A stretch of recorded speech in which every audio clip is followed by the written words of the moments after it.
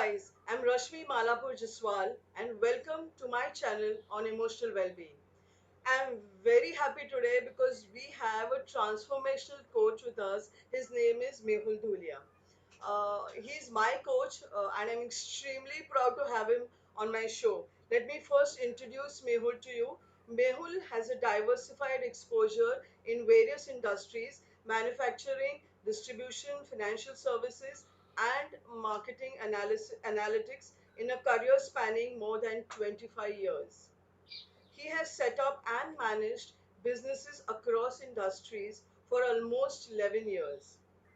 Mehul has been in training profession for over 15 years. Mehul is also a practicing life coach. He assists individuals identify their aspirations, building a roadmap and identify biases, beliefs, values, and core identity.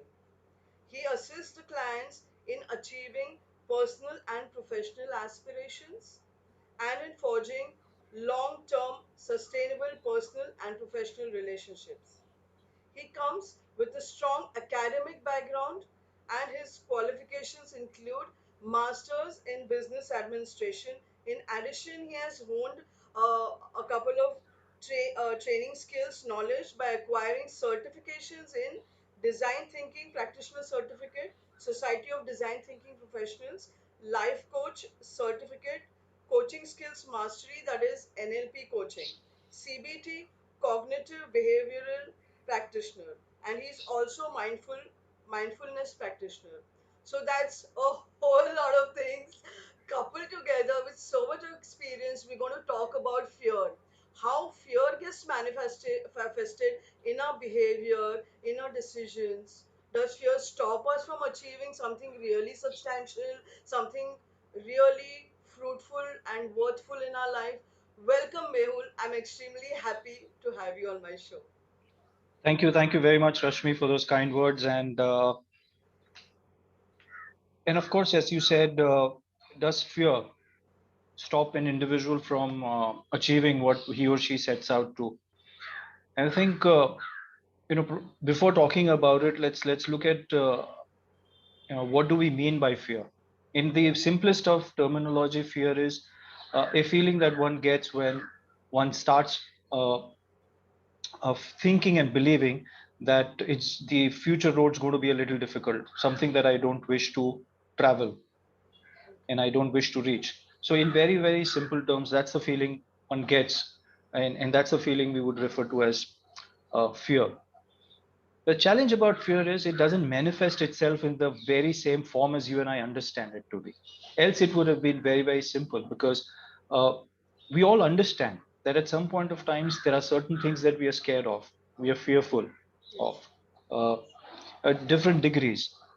The challenge being that it does manifest over a period of time. It does manifest differently for different people.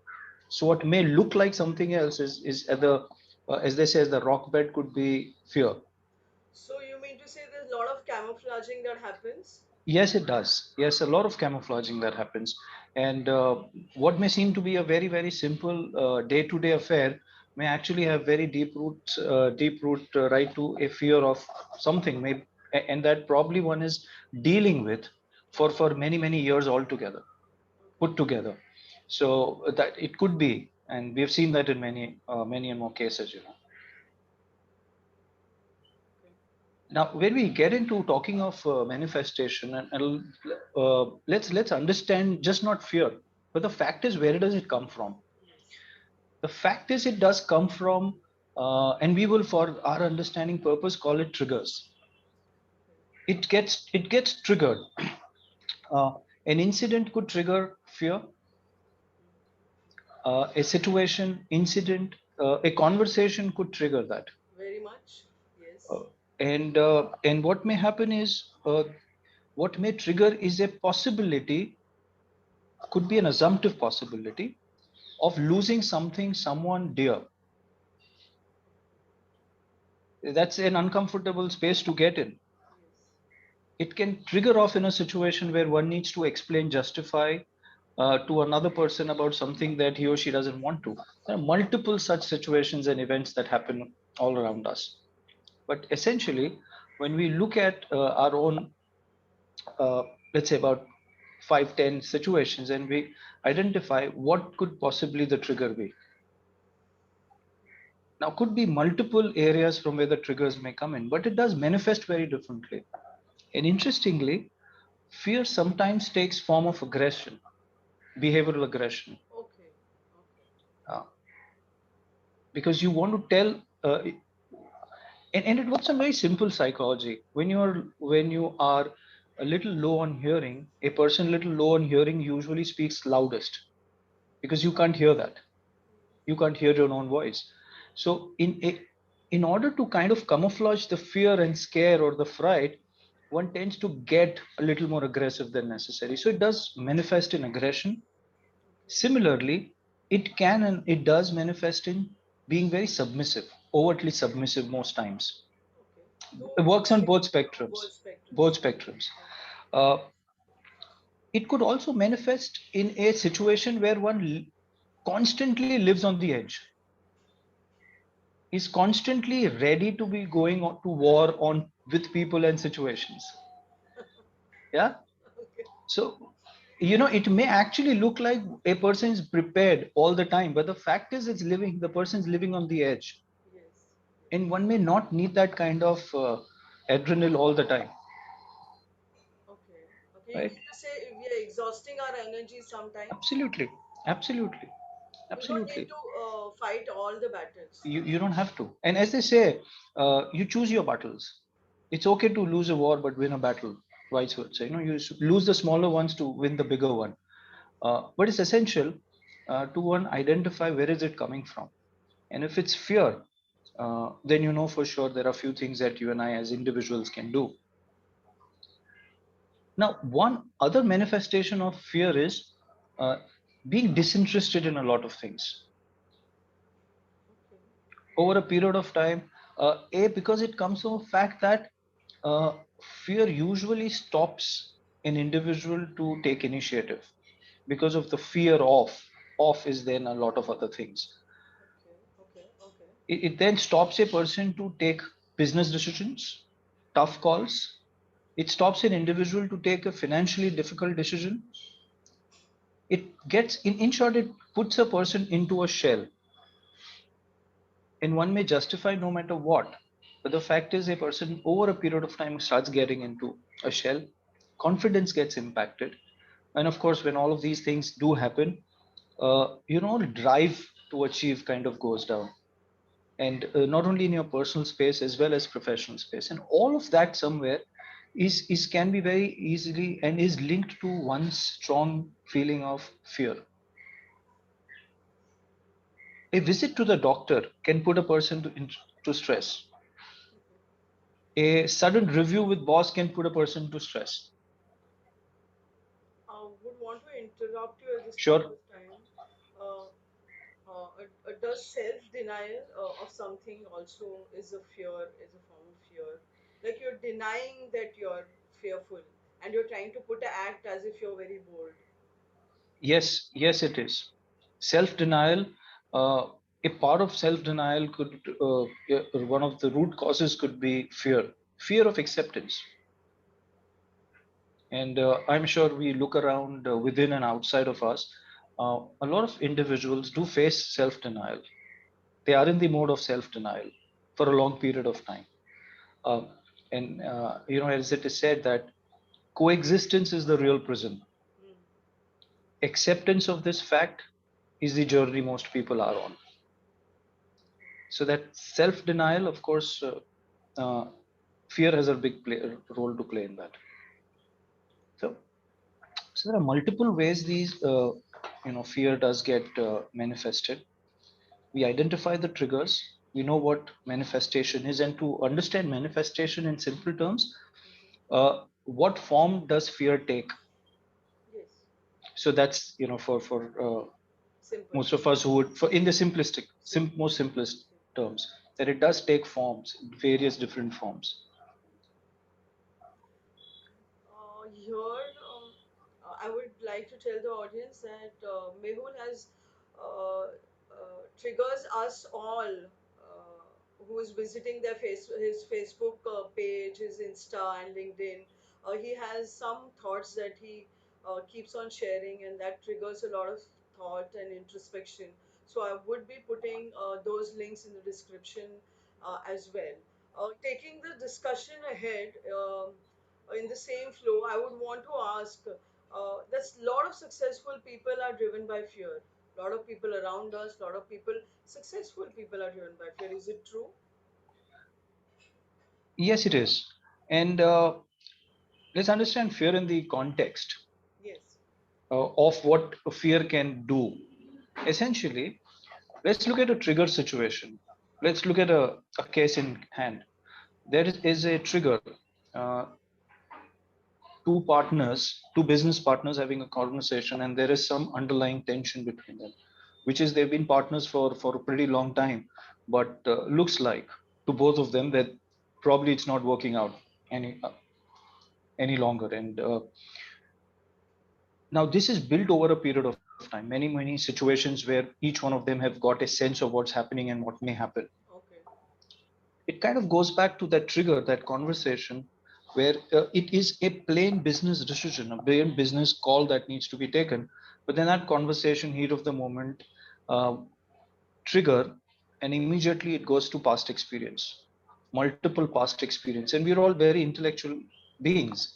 We connect the dots, we create trends in our heads. Yes. While identifying that trigger is critical, we create those trends and we then tell ourselves we know for sure this person is going to be hurting me, this conversation is not going to go well, or this is not the right thing to do, and multiple such things. And it could be this is not going anywhere, this is going to end soon, my reputation is at stake, am I being not considered the way I should be considered, multiple thoughts. The essence being between the trigger and what you feel, there is a extremely quick thing that happens, and that's thoughts. And it is that thought which triggers the feeling. The We look at what is that immediate thought that comes to mind is that of consequences. The fear emanates out of consequences, be it medical, be it professional, financial, personal. Uh, a not so good blood work report is a consequence. There is this thought of consequence of what may lie in store for me that may create fear. Okay. A lot of fear is not unsubstantiated, it's real time, it's real. Okay. Okay. That answers a lot of my doubts. Yeah, it's real. Okay. Now, the way individuals deal with that then kind of decides what happens way forward. But essentially, fear emanates from the fact that it's very consequence based, that this is not going to go right. Consequence and the journey, both. That every single time I find this conversation with a specific person very difficult because behaviorally the person may be a little dominant. So it's always that fearfulness, that fright in even a conversation. Okay. Now, all these thoughts, these various thoughts, when they are consequence based, that what am I going to do and it's all going to end and it's not going to be the right thing, um, kind of uh, puts a person in shell. And then we have seen multiple manifestations. Now, in time space, let's understand this in time space what happens.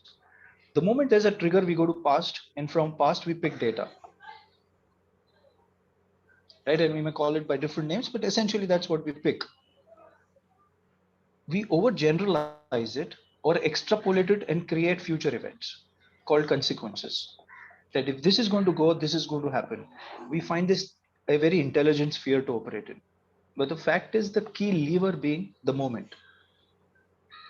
A lot of successful people, people who failed initially but succeeded eventually, people who are very successful, they've managed fears better than most people. And the journey is to move away from consequences to action, which means if there is a situation that an individual faces, let's go back to this business partnership discussion. uh, with fear, either the person gets submissive or aggressive, confronts or totally avoids conversation. And in case, let's say the person totally avoids conversation, how long can you avoid that? Because it's going to build up and one day explode.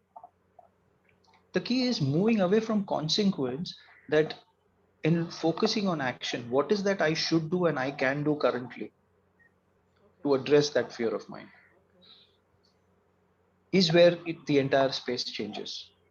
So while it's perfectly fine to have a kind of fear, because at times that pushes us also to do the right things to an extent, right?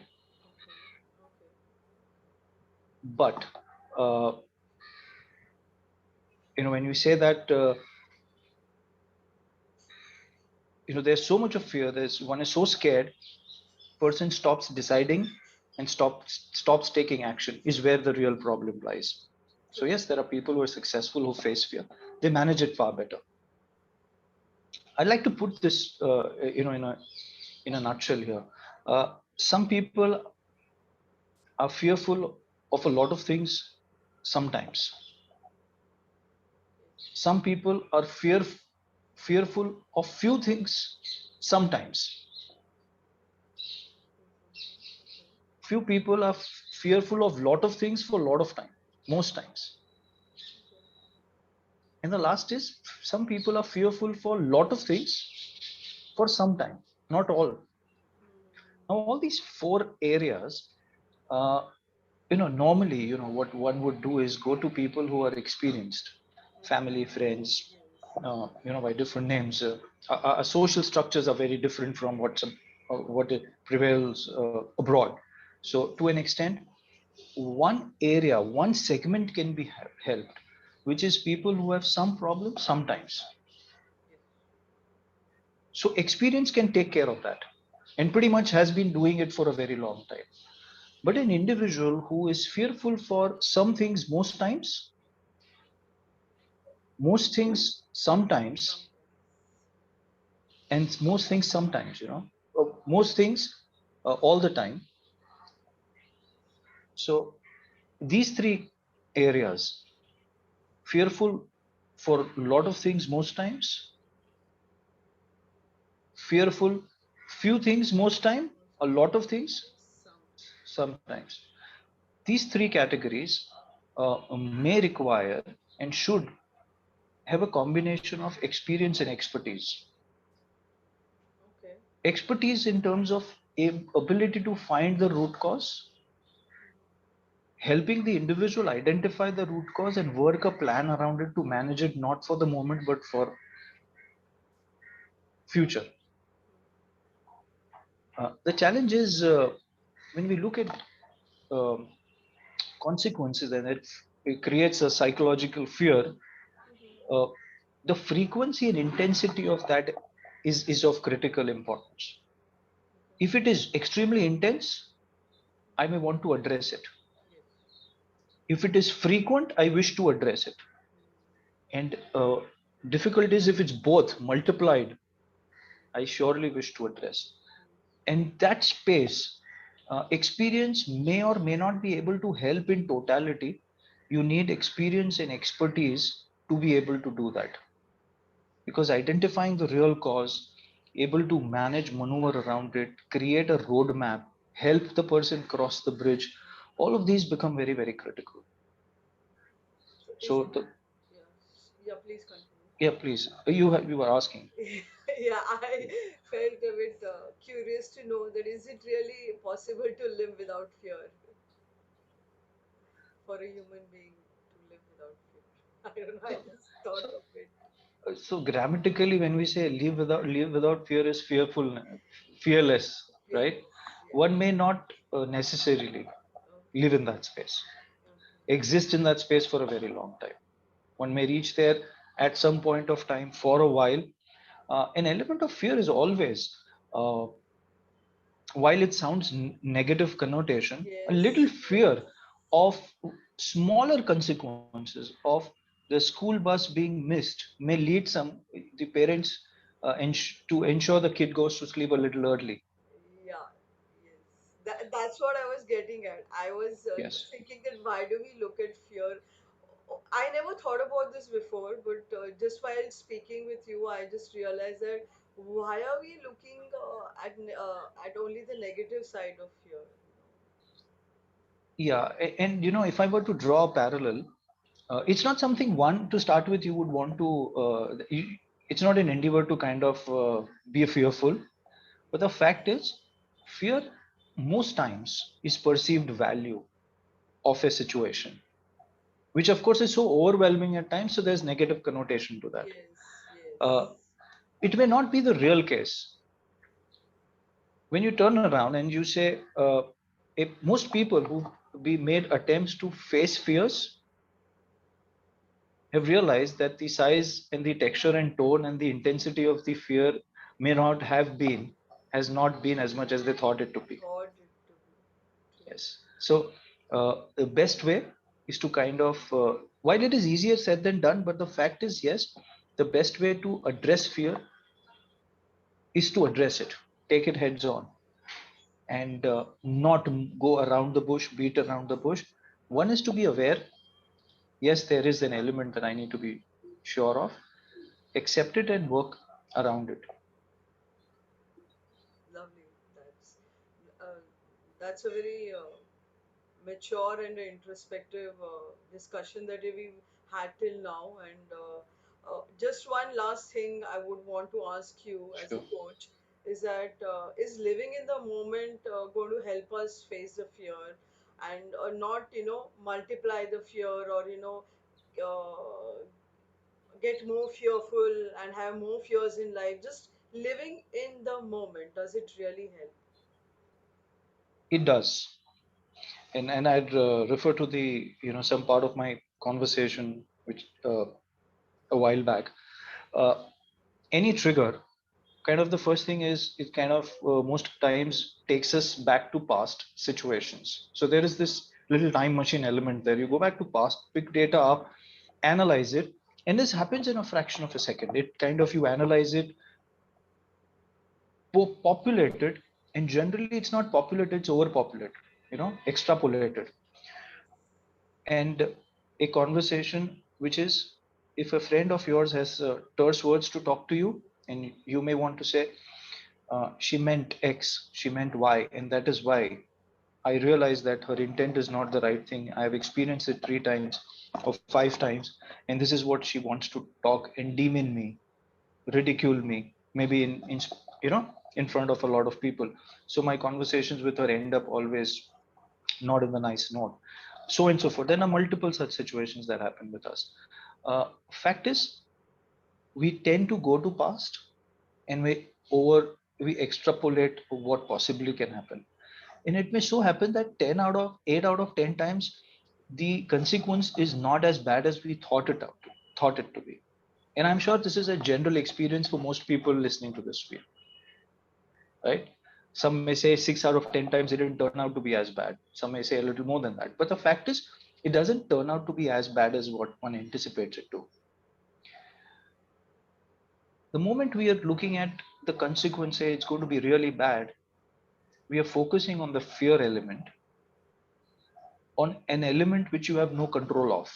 Yes, You're operating from an area of no control. yes, The moment, as you said, we exist in the present, is you're looking at finding a solution to the problem, even if you don't have a clear path currently. But the fact that you're looking at finding a solution for the problem is good enough, because we start looking at things from a prism of what you can control individually. When it is very consequence based, कि ये सब कुछ खराब होगा, and this is how it's going to end, and it's not going to go right.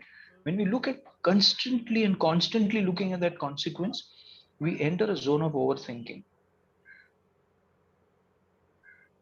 and that zone doesn't help at all, because then it kind of grows a lot of other things in that area which you don't want to experience.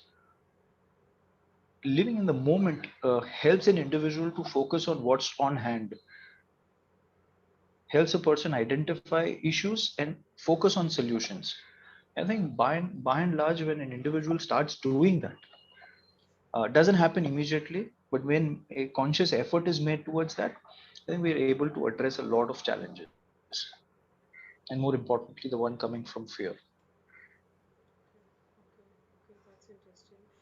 So, you know what I've started feeling at the end of this conversation is probably fear is an opportunity for you uh, which opens a lot of possibilities. I don't know if what I'm saying makes sense to you or to anybody, but it might be an opportunity to trigger something. We've seen that in the last 2 years. Uh, March 2020, discussions around when the lockdown happened and people didn't have as much information. One, in the roadmap, there are a lot of individuals, and I'm sure in within your own circle, in and this is for everyone who's listening to this, within your own circle, and one could be you, who've made that huge shift Yes, just from being fearful of what's happening to kind of creating opportunities personally and professionally. And I'm sure you've seen that graph. yes, yes. So I very much do agree with you on that. Yes, since Mehul has been coaching me, I've been able to overcome one of my biggest fears.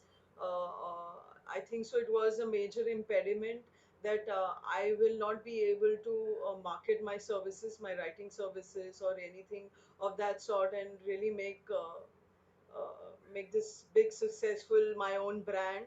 But he's helped me overcome that fear, and I do believe going ahead and in present that yes, I can do it. So that's a major shift, major shift. And that's him, Mehul, today that we had for our discussion. It's an honor. It was a pleasure to have you on our show. Thank you, Mehul, for being there on emotional well-being. Thank you for getting me on the show. Thank you so much. Thank you so much.